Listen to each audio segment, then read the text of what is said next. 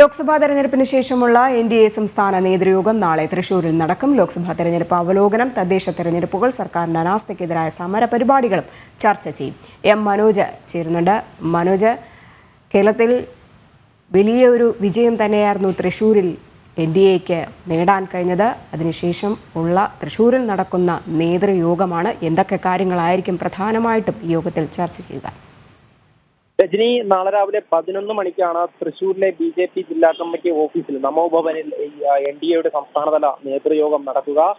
BJP. സംസ്ഥാന അധ്യക്ഷനും NDA ചെയർമാനുമായിട്ടുള്ള K Surendran, Tushar Vellappally തുടങ്ങി മറ്റ് ഘടകകക്ഷി നേതാക്കളും ഈ യോഗത്തിൽ പങ്കെടുക്കും. എന്തായാലും ലോക്സഭാ തെരഞ്ഞെടുപ്പിന് ശേഷമുള്ള യോഗമായതുകൊണ്ട് തന്നെ കൃത്യമായിട്ടുള്ള ചർച്ചകൾ ഈ ഒരു യോഗത്തിലുണ്ടാകും.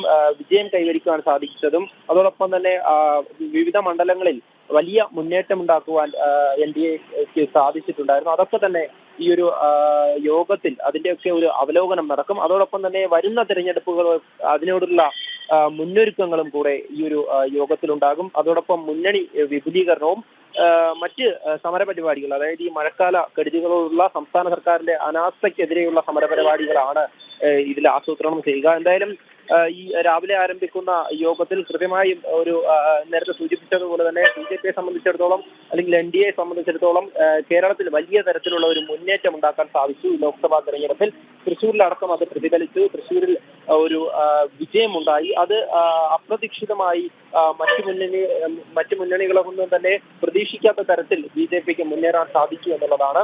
അത്തരത്തിലൊരു വിജയം കൈവരിക്കുവാനുണ്ടായ പ്രവർത്തനത്തെക്കുറിച്ചും അതോടൊപ്പം മറ്റു മണ്ഡലങ്ങളിൽ നടന്ന പ്രവർത്തനങ്ങളെക്കുറിച്ചും ഒക്കെയുള്ള ഒരു അവലോകനം തന്നെയാണ് നടക്കുക. അതോടൊപ്പം തന്നെ കൃത്യമായും ഈ സംസ്ഥാന സർക്കാരിന്റെ അനാസ്ഥ എന്ന് നേരത്തെ ചൂണ്ടിക്കാണിച്ചതുപോലെ തന്നെ മഴക്കെടുതിയാണ് ഈ തിരുവനന്തപുരത്ത് ഉൾപ്പെടെ ആമഴഞ്ചാൻ തോടിൽ നടന്ന സംഭവം ഉൾപ്പെടെ വലിയ തരത്തിലുള്ള ഒരു പ്രതിസന്ധിയാണ് സർക്കാരിന് ഉണ്ടാക്കിയിരിക്കുന്നത്. അതൊക്കെ തന്നെ ഈ ഒരു എൻഡിഎയുടെ നേതൃയോഗത്തിൽ ചർച്ചയാവുന്നതും ഈ പൊതുജനങ്ങൾക്ക് വേണ്ടിയിട്ടുള്ള പ്രവർത്തനം, ഈ ഇത്തരത്തിലുള്ള സമരപരിപാടികളും ഒക്കെ ആസൂത്രണം ചെയ്യുവാനുമാണ് ഈ യോഗത്തിൽ ഇത് ചർച്ചയ്ക്ക് വെച്ചിരിക്കുന്നത്. അതോടൊപ്പം നേരത്തെ സൂചിപ്പിച്ചു എൻഡിഎ പോലുള്ള, അതായത് ഘടകകക്ഷികളൊക്കെ ചേർത്തുകൊണ്ടുള്ള എൻഡിഎയുടെ പ്രവർത്തനം, അതിൽ കൂടുതൽ മുന്നണി വിപുലീകരണം കൂടെ നടത്തി പ്രവർത്തനം കൂടുതൽ മേഖലയിലേക്ക് എത്തിച്ചുകൊണ്ട് വലിയ രീതിയിലൊരു തയ്യാറെടുപ്പ് ഇനി വരുന്ന തെരഞ്ഞെടുപ്പുകൾക്ക് വേണ്ടി നടത്തേണ്ടതുണ്ട്. ആ കാര്യമൊക്കെ തന്നെയായിരിക്കും ഈ യോഗത്തിൽ ചർച്ചയാകുക.